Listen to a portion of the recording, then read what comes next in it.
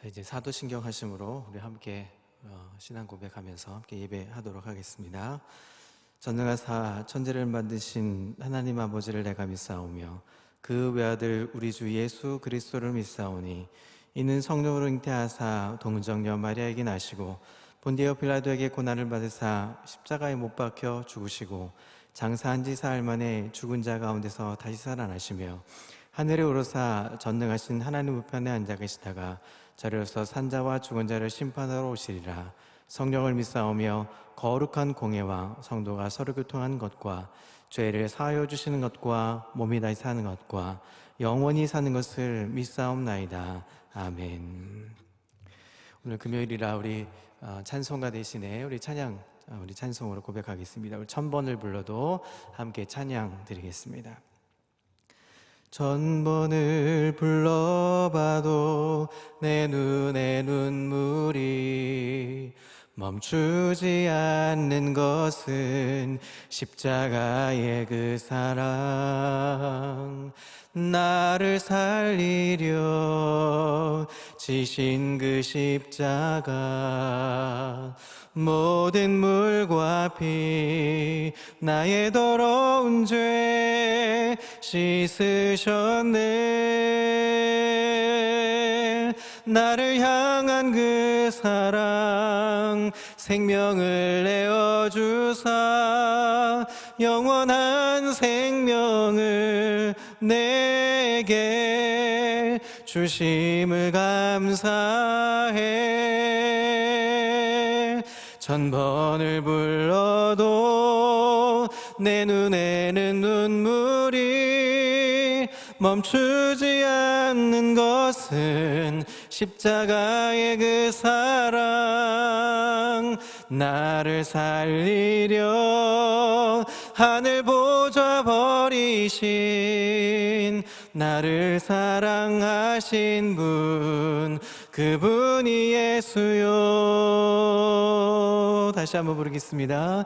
1000번을 불러봐도 내 눈에 눈물이 멈추지 않는 것은 십자가의 그 사랑, 나를 살리려 지신 그 십자가, 모든 물과 피 나의 더러운 죄 씻으셨네.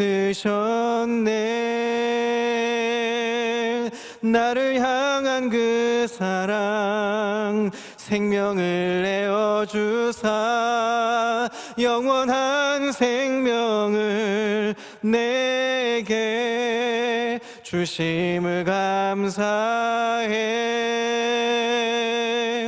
1000번을 불러도 내 눈에는 눈물이 멈추지 않는 것은 십자가의 그 사랑, 나를 살리려 하늘 보좌 버리신 나를 사랑하신 분, 그분이 예수요.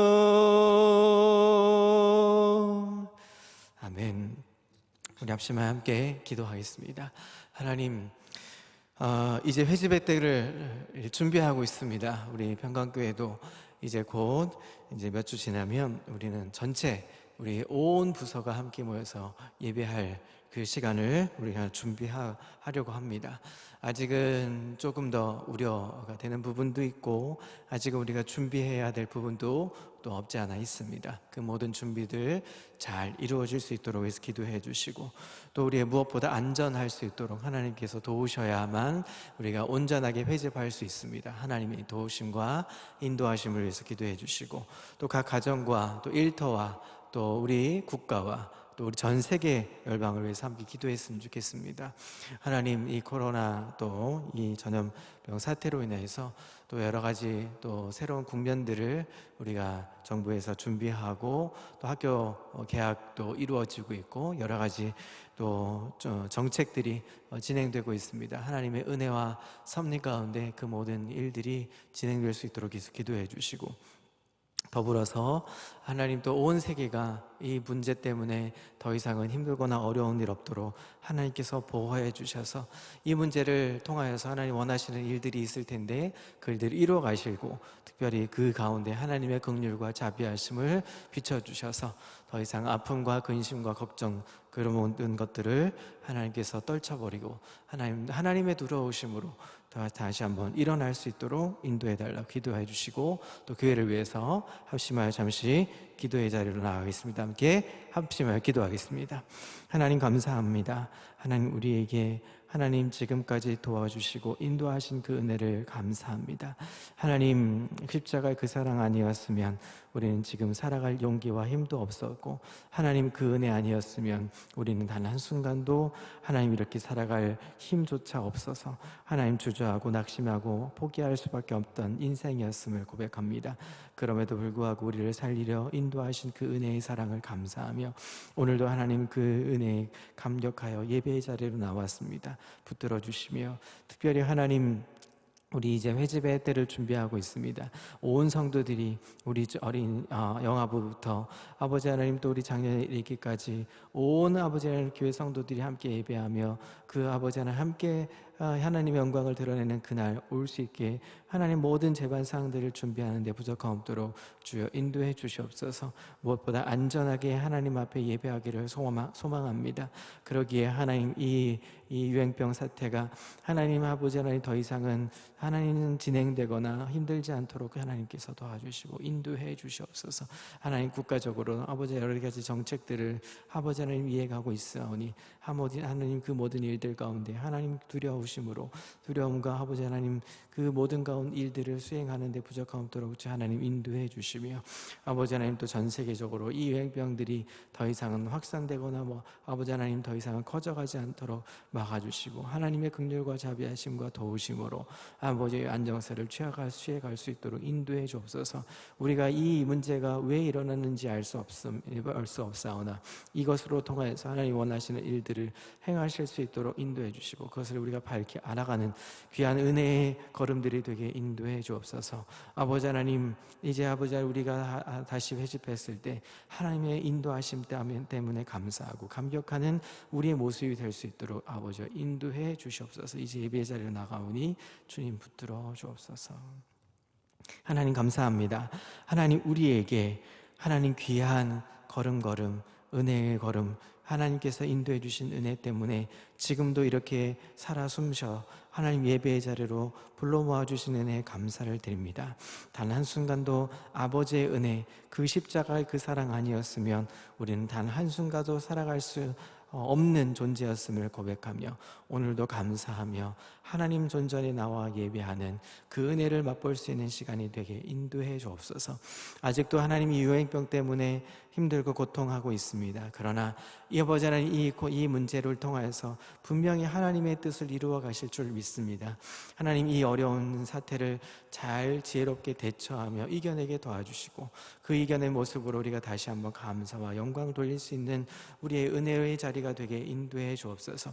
하나님, 우리 국가와 정부를 주님 붙들어 주셔서 모든 아버지 하나님 이제 정책들이 하나님 국민과 모든 아버지의 국가를 향하여서 안정되게 도와주시고, 아버지 하나님 더 이상은 확산되거나 어려움 당하지 않게 주여 인도해 주시고, 또 아버지 하나님 전 세계적으로 이 아버지 하나님 더 이상 팬데믹이 오지 않도록 하나님 보호해 주시고 하나님의 긍휼과 자비하심을 베풀어 주시옵소서.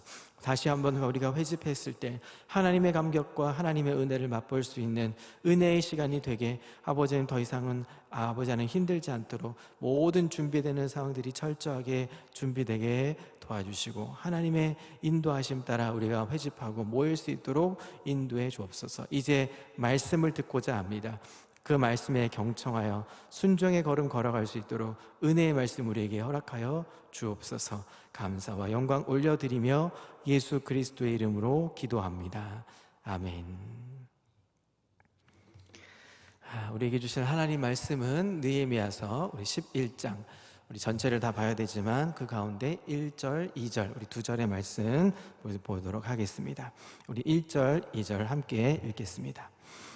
백성의 지도자들은 예루살렘에 거주하였고, 그 남은 백성은 제비 뽑아 10분의 1은 거룩한 성 예루살렘에서 거주하게 하고 그 10분의 9는 다른 성읍에 거주하게 하였으며 예루살렘에 거주하기를 자원하는 모든 자를 위하여 백성들이 복을 빌었느니라.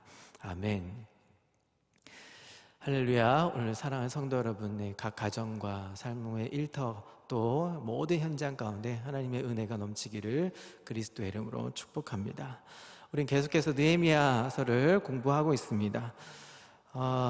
우리 지난 8장부터 10장까지 지난 10장까지 우리 숨가쁘게 흐름들을 우리가 좀 살펴보고 11장을 우리가 봐야 그 은혜를 좀 더할 수 있지 않을까 생각해서 우리 8장부터 10장까지 어떻게 걸음을 들어왔는지 간략하게 좀 소개하겠습니다.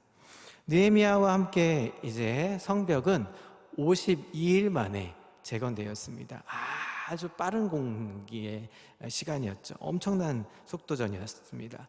52일 만에 재건되었고, 그런데 그 52일 만에 재건되는 그 가운데 백성들의 마음에 허전함이 생겼습니다. 영적으로 허전함이 있었습니다. 안팎의 또 내홍과 또 외압은 겪어냈고 극복했지만 그래서 52일 아주 짧은 시간에 성벽을 또 재건했고 성전도 다 완공이 되었습니다. 감격했고 감사하면서 우리 축제도 했습니다. 그런데 백성들의 마음 여전히 한켠에 허전함이 있었죠. 그래서 백성들은 에스라를 통해서 하나님의 말씀을 요청했고 하나님의 말씀을 읽기 시작했습니다. 에스라와 함께 이스라엘 백성들은 수문 앞 광장에 모여서 24일 동안 이른 아침부터 저녁까지 매일매일 또 24일 동안의 대장정의 대각성 집회 또 부흥 집회를 열게 되었습니다. 그리고서 그들이 내린 결론은 결국 예배의 회복과 또 예배의 부흥, 그 절실함이 그 깨닫게 되는 밝게 알게 되는 그 역사가 일어났던 것이죠. 그래서 지난 10장 우리 수요일에 10장을 보면서 인봉하게 됩니다. 자, 그 인봉의 세 가지의 내용을 함축해서 우리 지난 시간에 보았죠. 세 가지 있었습니다. 첫 번째 이방인과의 금혼이었습니다. 결혼하지 않겠다 이런 것이었죠. 포로된 자들이 돌아와서 이 통혼하는 문제들이 있었습니다. 에스라서 우리가 지난번에 공부했었죠. 통혼하는 문제 때문에 성전을 건축하고 그곳에 돌아와서 뭔가 하나님 앞에 예배하고 회복하는 그 역사가 일어나야 됨에도 불구하고 이스라엘 백성들은 여전히 통혼 정책에 계속 섰습니다. 그래서 그 문제 때문에 이런 큰 일들이 일어났죠. 그래서 그것을 경계해서 인봉하게 되면서 어떤 금기하게 약속을 지키겠다고 결단을 하게 됐냐면 바로 이방인과 결혼하지 않겠다, 이것을 단호한 결의로 아버지께 하나님 앞에 결정을 하게 되죠. 두 번째는 안식일을 거룩하게 지키겠다고 약속을 합니다. 이것을 통해서 하나님의 큰 역사를 이루겠다고 하고 말씀 앞에 붙들려서 살겠다 말씀하면서 이것저것 지키겠다, 10장의 여러 가지를 지키겠다 이렇게 약속하면서 안식일 거룩하게 지키겠다 약속했죠. 또 세 번째는 하나님의 전을 지키면서 예배의 삶을 살겠다고 다짐하고 약속합니다. 우리 지난 시간에 우리 원어 목사님 통해서 또 가정에 대한 또 회복, 또 사회적인 회복, 또 교회에 대한 회복, 이렇게 세 가지를 크게 카테고리로 하면서 목사님 말씀 전하셨죠. 그 세 가지의 그 결단을 이스라엘 백성들이 84명의 인봉을 하게 되죠. 인봉은 오늘날 말하면 이제 사인을 하는 거죠. 단순히 이렇게 하겠습니다 하고 외치는 게 아니라 뭔가 흔적을 남겨야 되죠. 우리도 지금 이렇게 우리 뭔가 하게 되면 사인을 하는 시간이 필요하죠. 그런 것처럼 각서를 쓰는 겁니다. 이렇게 하겠습니다. 이 세 가지의 모든 것들을 결단하겠습니다 하는 것들의 인봉 84명의 이 서명을 하게 됩니다. 그래서 성경책에 이 84명의 명단이 기록되어 있는 것이죠.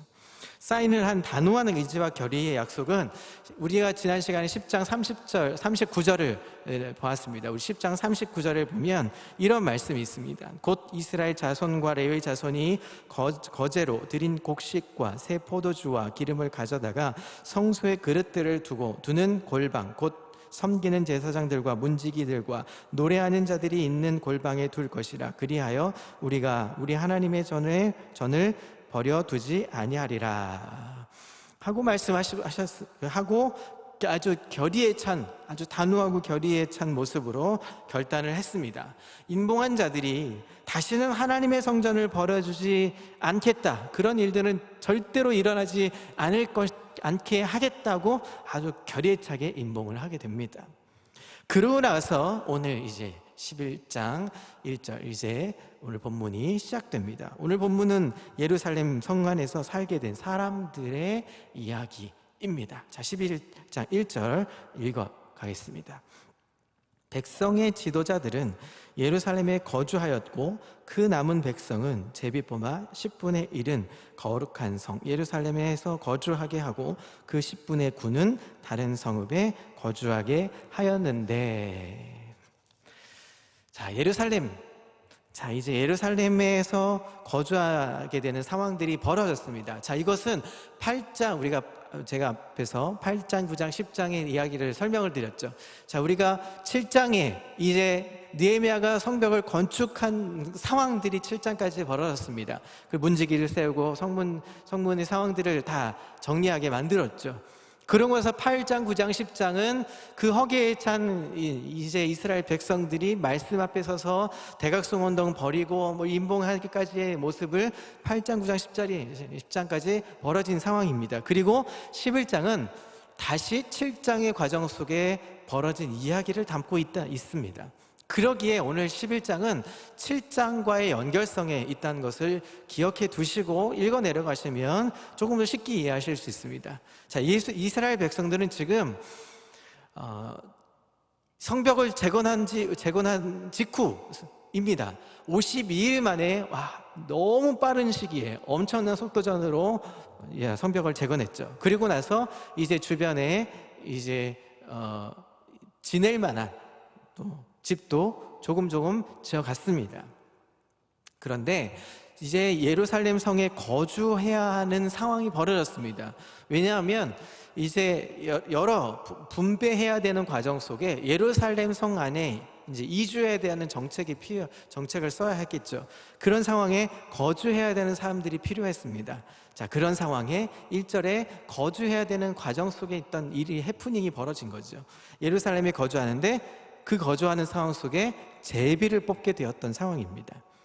백성들이 제비 뽑는 상황인데 이제 오늘날로 말하면 이제 분양권을 추첨하는 이런 상황이 되는 거죠.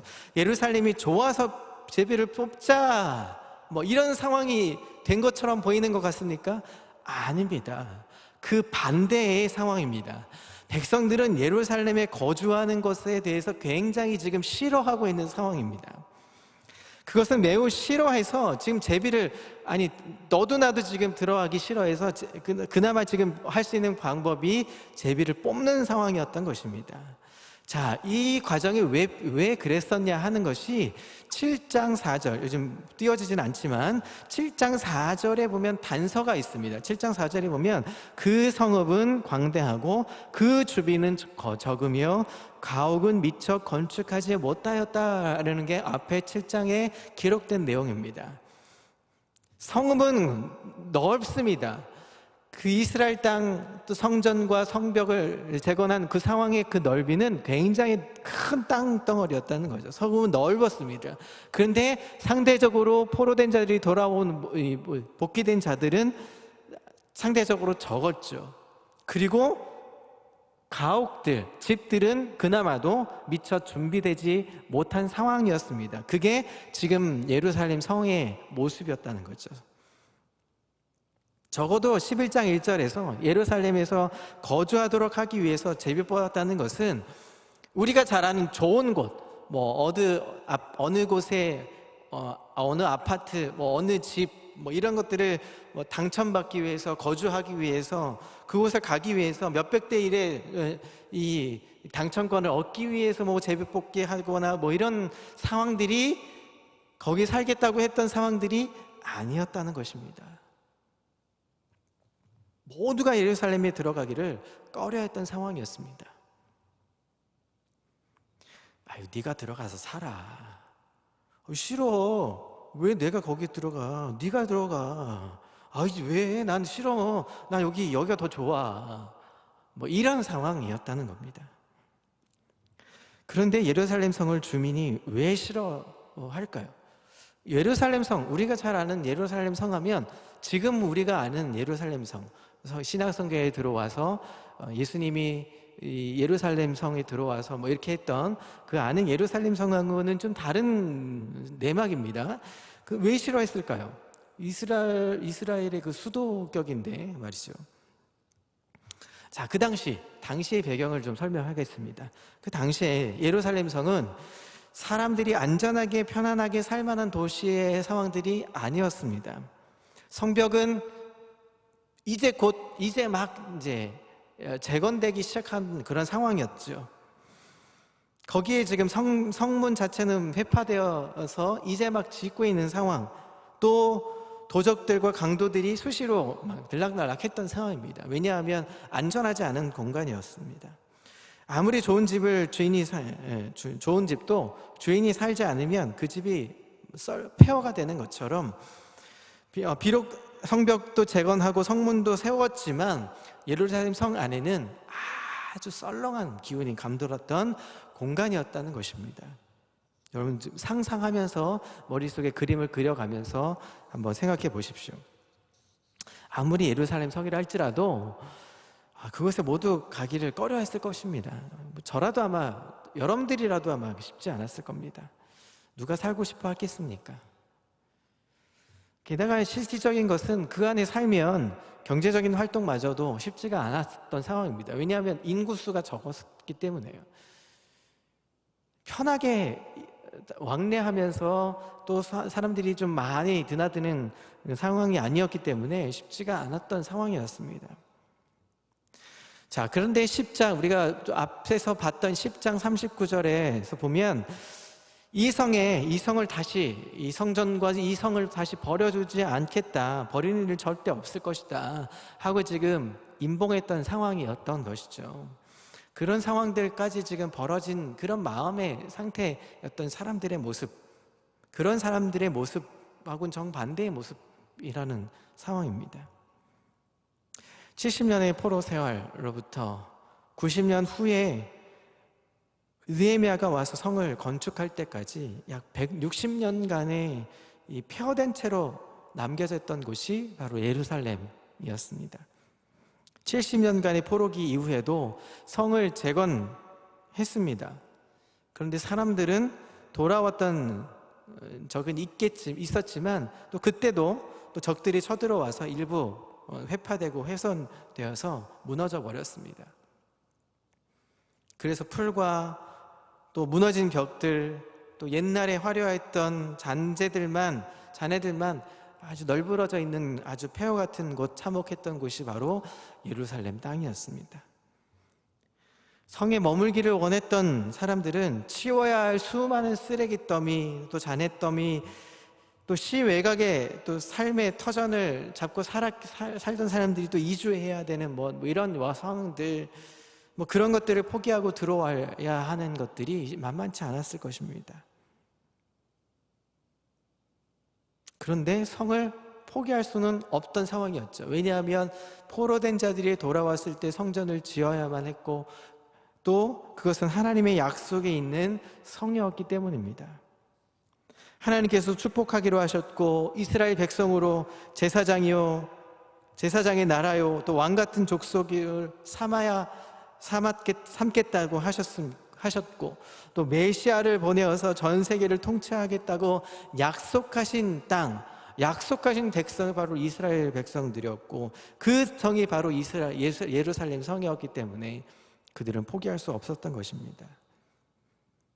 자, 문제는 성을 건축했어도 성에 거주할 사람이 없었다는 것입니다. 성에 거한다는 것은 적들이 쳐들어왔을 때 이 제일 먼저 공격해야 되는 공간이 바로 성이죠. 그래서 이 성을 방어하고 이 성을 에워싸야 되는 것들이 바로 백성들과 또 사람들의 모습이죠. 그래서 첫 번째 거주했던 사람들이 바로 이 지도자들, 백성들의 지도자들이 첫 번째로 들어가서 이주해서 살았습니다. 그런데 이주해서 먼저 살게 됐는데 이 아무래도 지도자 그룹들이 적다 보니까 더 많은 사람들이 유입이 돼야 됐었는데 들어오지 않는 거죠. 너도 나도 좀 꺼려 했으니까요. 그래서 어쩔 수 없이 강제로 제비를 뽑게 되었던 것입니다. 10분의 1, 인구수의 10분의 1은 적어도 들어와야 했었던 것이죠. 이주를 시켜야만 했습니다. 아마 제비를 뽑았던 10분의 1에 해당했던 사람들, 그런 사람들은 걸렸구나. 제비 뽑힌 사람들의 모습, 재수없어, 어쩔 수 없겠네 하고 터덜터덜 들어갔을 것입니다. 자, 이렇게 우리 지도자들과 또 10분의 1에 해당했던 이 사람들, 거룩한 성이라고 불렸던 예루살렘 성의 거주, 하고 또 2절에 보면 2절에 아주 빈정거리면서 파란 글씨 부분이 아니라 뒤에 보시면 빈정거리면서 백성들이 뭐라고 했습니까? 복을 빌었다. 이거를 복을 빌었다가 좋은 쪽으로 해석할 수 있을 수 있겠지만 여러분 한번 생각해 보십시오. 상상해 보시는 겁니다. 저는 이렇게 생각이 들더라고요. 나머지 10분의 9 중에 10분의 1은 들어가는 사람들 중에 터덜터덜 하면서 더럽게 걸렸네 이렇게 하는 사람들도 있겠죠. 그 나머지 10분의 9는 그래, 가면 거룩한 성이니까 잘 살 수 있을 거야, 하나님의 축복을 빌어줄게, 이런 과정이었다는 것이죠. 자, 그런데 저는 오늘 이 10분의 1에 들어간 사람들의 모습보다 이 10분의 9 중에 오늘 11장 2절, 지금 파란 글씨로 보여지는 11장 2절에 있는 예루살렘에 거주하기를 자원하는 모든 자, 이 자원하기를 한 마음속에 이 자원하는 마음이 생겼던 이 사람들에 대한 이야기를 집중해서 좀 해보려고 합니다. 자, 자원하는 마음이 생긴 사람이란 과연 어떤 사람을 말하는 것일까요? 이 사람들, 내적으로 새로운 충동과 변화가 일어난 사람들을 말할 것입니다. 또 성령의 감동을 받은 사람들을 말할 것입니다. 어떻게 보면 10분의 9 중의 사람들 속에는 별로 살만할 집도 좀 마련했고 이제 좀 살만한 여건을 마련했던 사람들도 있었을 것입니다. 제비가 뽑히지 않았던 사람들 중에 그룹들일 것입니다. 그런데 이런 마음이 생겼던 것이죠. 저 거룩한 성은 어떤 곳인가? 하나님의 약속하신 영적인 성 아닌가? 하나님의 약속에 머물러 있는 땅이 아닌가?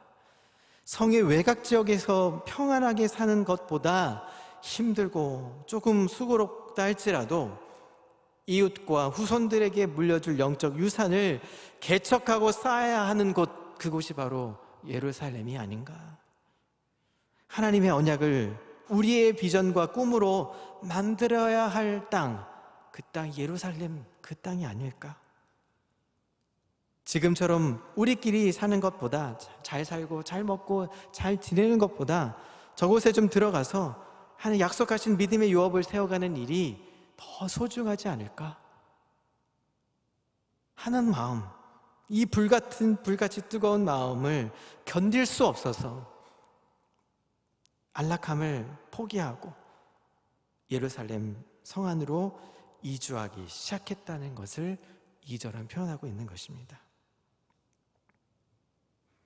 느헤미야는 이렇게 자원하는 자들, 안락함과 기득권을 포기하고 무너진 조국을 위해서 자기의 삶을 던지는 이들을 진정한 복 있는 사람이라고 말하고 있는 것입니다. 이들이 이렇게 예루살렘 성을 다시 세울 수 있었고, 후손에게 신앙의 아름다운 유산을 지금까지도 물려줄 수 있었고, 또 이스라엘 역사를 새롭게 기록될 수 있었노라, 기록하고 있다는 사실을 우리에게 보여주고 있는 것입니다. 자, 느헤미야서뿐만 아니라 출애굽기 35장에서도 성막을 지을 때 그 달란트대로 자원했던 무명의 사람들이 기록되어 있습니다. 여러분, 이제 이 예배가 마친 후에 아마 35장을 좀 더 살펴보시면 그 내용을 보실 수 있습니다. 성막은 하나님의 임재를 상징합니다.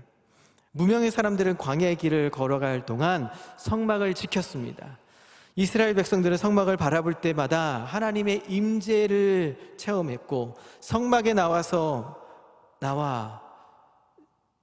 또 민족과 우리 가족들의 죄를 또 회개하기도 했습니다. 백성들이 성막을 통해서 공급받을 힘을 포기하지 않고 가나안 땅에 이르도록 무명의 사람들을 섬겼다는 것을 35장에 볼 수 있다는 것입니다. 역사적으로 수동적인 사람 수만 명이 그 자원했던 몇 사람에 의해서 움직였다는 사실을 여러분 꼭 기억하셔야 합니다. 여러분, 사회적으로도 8대2 법칙이 있죠. 80%의 사람들을 20%의 사람들이 움직입니다. 요즘 시기에 우리의 신앙을 돌아볼 필요가 있다는 요즘의 작금의 시기에 이 느헤미야서 11장 2절은 기록하고 있는 것이죠. 자원하는 심령의 사람들이 필요하다는 것입니다. 정말 참 신앙인은 누구인가? 진정한 믿음의 사람들은 누구인가?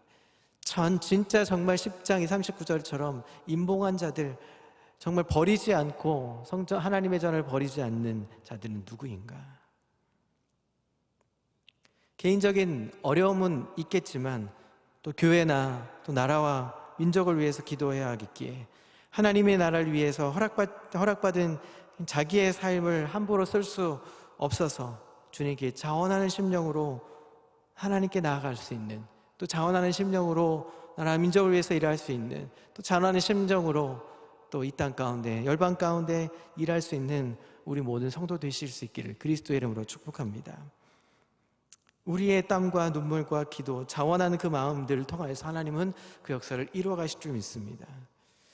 그 일은 내 일이 아닙니다. 하나님의 일이십니다. 교회의 일이 아닙니다. 그것은 바로 내 일입니다. 국가의 일이 아닙니다. 바로 내 일입니다. 하나님이 허락하신 바로 그 내 사명입니다. 이렇게 받아들이고 삶의 현장에서 최선을 다하는 자원하는 사람들을 통해서 하나님은 가장 깊은 절망에서도 하나님의 그 역사를 이루어 가신다, 만들어 가신다는 것을 여러분 꼭 기억하시길 바랍니다. 여러분, 요즘 이런 거 아십니까? 이런 모양을 보신 적 있으시죠? TV나 방송이나. 덕분에라는 이 모양입니다. 한창 지금 이 유행병 때문에 난리칠 때 가장 먼저 힘쓴 우리 직종이 우리 의료진들이었습니다. 우리 의료진들의 힘씀과 애씀과 노고 때문에 지금 우리는 이렇게 방역들이 잘 되고 있다 하는 것들을 통해서 우리 사회적 거리를 잘 두고 있으면서 우린 덕분에 이렇게 잘 누리고 있습니다 하는 이런 표현들을 쓰고 있죠. 마찬가지로 하나님 덕분에 우리는 행복을 누리고 사는 것, 또 우리 애씀과 힘씀과 노고 덕분에 우리는 이렇게 안전하게 살 수 있다는 것, 국가를 지키는 우리 국군 장병들 때문에 우리나라를 안전하게 이 땅에서 살고 있다는 것, 그것을 여러분도 기억하셔서 우리도 자원하는 심정으로 하나님 앞에 겸손하게 이 땅 가운데 그 삶을 누리실 수 있는 저와 여러분 되시기를 그리스도 이름으로 축복합니다. 우리는 오늘 어쩌면 기도하는 가운데 우리에게 부담스러운 쪽으로 말씀하실 때가 종종 있습니다. 이건 네가 좀 하면 어떨까? 하나님 이렇게 말씀하실 때가 종종 있으실 때가 있습니다. 그럴 때 여러분 갈등이 일어나죠. 나는 이렇게 가고 싶은데 하나님이 이렇게 이쪽으로 얘기를 하시면 도대체 나는 어떻게 해야 합니까? 라는 그 갈등이 일어날 때가 있다는 것입니다. 그것이 재정의 문제든 삶의 형편의 문제든 여러 가지 문제들이 왔을 때 하나님은 분명히 이쪽으로 가라는 어떤 제스처든 어떤 환경이든 이야기하시는 것 같은 마음을 받았는데 나는 자꾸 이런 쪽으로 가고 싶은 마음이 생기는 거죠. 그럴 때 여러분 어떻게 해야 합니까? 그럴 때 예스하고 자원해야 한다는 것입니다. 그것이 하나님의 뜻을 이루어가는 자원하는 심령의 사람들이 된다는 것입니다. 여러분 주저하지 마십시오. 선한 부담감을 통해서 하나님은 그 큰 일을 이루어 가시는 것입니다. 여러분 출애굽 당시에 모세를 여러분 기억하십시오. 출애굽 당시에 모세는 아주 보잘것없는 사람이라고 본인은 취급했습니다. 40년 피해 다니면서 40년 광야의 생활을 했습니다. 그럼에도 불구하고 하나님은 모세를 쓰셔서 이스라엘 백성들을 출애굽시키셨습니다. 홍해 앞에 내모셨을 때 그 홍해 앞에서 하나님은 내가 하는 일을 보아라 하면서 지팡이를 던져서 홍해를 가르게 하셨습니다. 그 애니메이션 영화처럼 이렇게 확 갈라지는 것이 아닌 거죠. 하룻밤 자고 났더니 물이 조금 없어지고 결국 마른 땅을 보이게 하셔서 백성들이 지나가게 하신 것들을 보게 되었죠. 그것은 하나님이 이끌어 가시는 것입니다. 내가 하는 것이 아니라 하나님이 이끌어가게 하시는 것입니다. 하나님이 이렇게 했으면 좋겠다고 마음을 주시면 가면 되는 거죠. 그 마음을 접기가 쉽지 않습니다. 그러나 한번 선택하면 하나님은 하나님의 일들을 그렇게 몰아가시게 하게 하십니다. 내 역사가 아니라 내가 하는 일이 아니라 하나님이 나를 인도하시는 일이기 때문입니다. 그것이 하나님의 은혜라는 것이죠. 그것이 하나님의 역사라는 것입니다. 하나님의 은혜를 깨닫는 날부터 무엇이 생깁니까? 열매가 자라나기 시작합니다.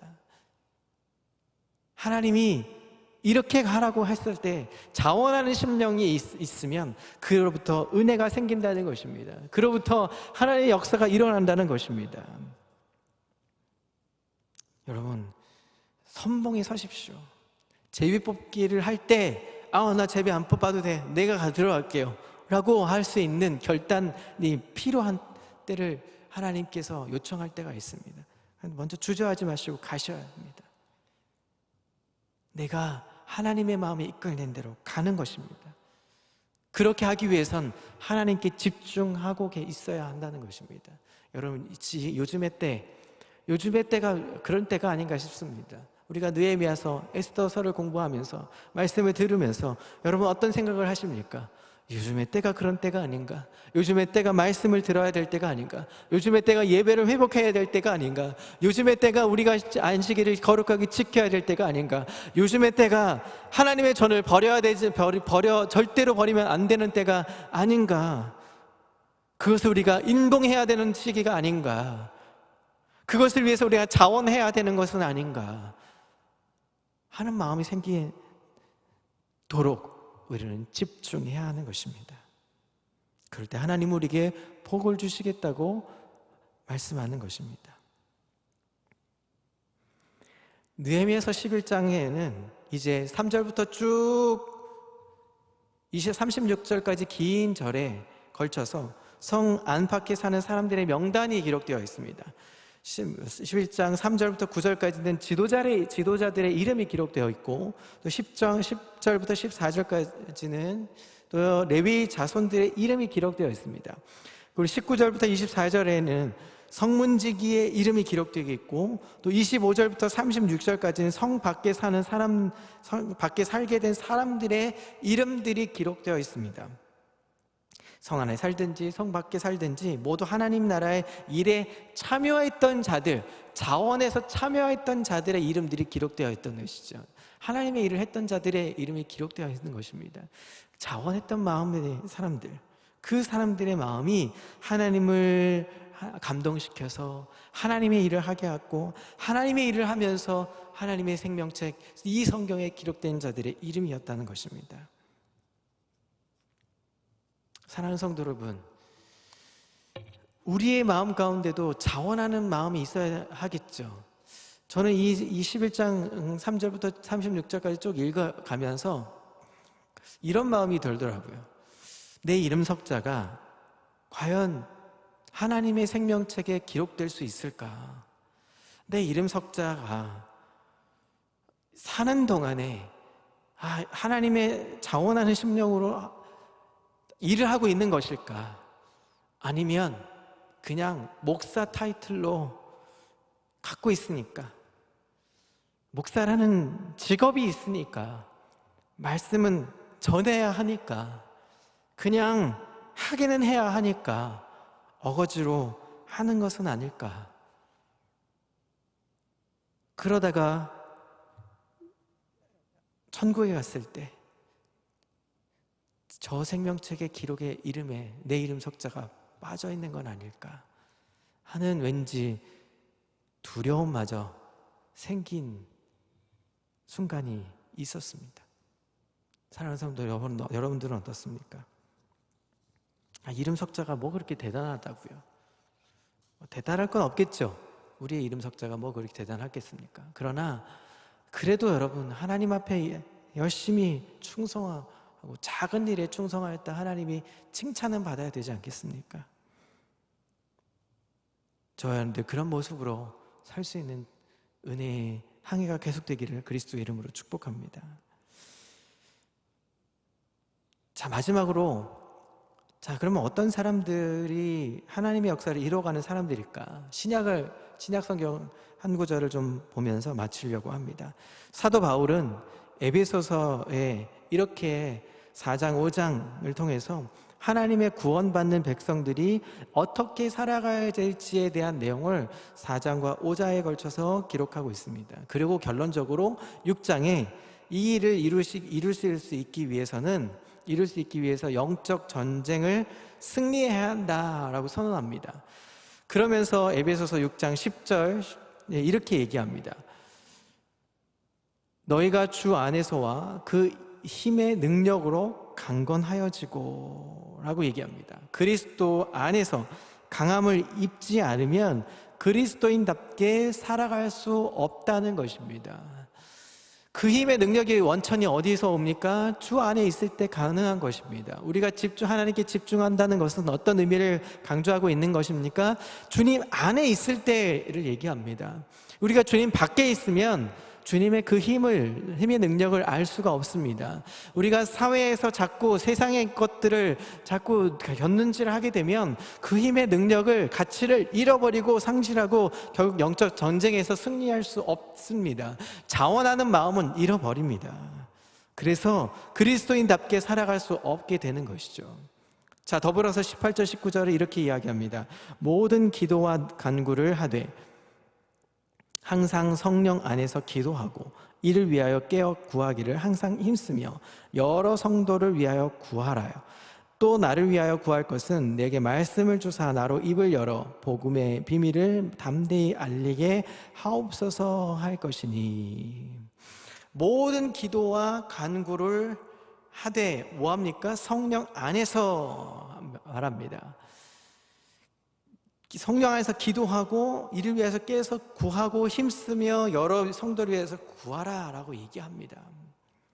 사도 바울은 같은 영적 대가들도 성도들에게 분별하라고 말씀하면서 자기 자신을 위해서 기도하기를 부탁합니다. 함께 하자고.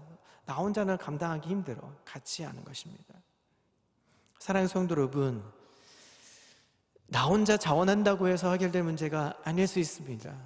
함께 공동체는 같이 가는 것입니다. 나 혼자 자원했다고 내가 이 일을 다 감당할 수 없습니다. 3절부터 36절까지 긴 절에 걸쳐서 왜 이 사람들의 이름을 명단을 썼습니까? 여러분 잘 보시면, 다 시간 관계상 다 읽지 않았지만 여러분 이렇게 보시면 어떤 사람들은 어떤 일을, 어떤 사람들은 어떤 일을, 어떤 사람들은 찬양하는 자로, 어떤 사람들은 말씀을 가르치는 자로, 어떤 사람들은 문지기로 여러 일들을 감당하게 하십니다. 봉사의 직이죠. 자원하는 심정이라 내가 할 수 있는 봉사의 영역으로, 내가 할 수 있는 달란트의 영역으로 일을 하게 됩니다. 그렇게 할 때 하나님의 나라를 세워가는 것이고, 하나님의 전을 버려두지 않는 모습으로 임봉한 자들의 역할을 감당하게 되는 것이죠.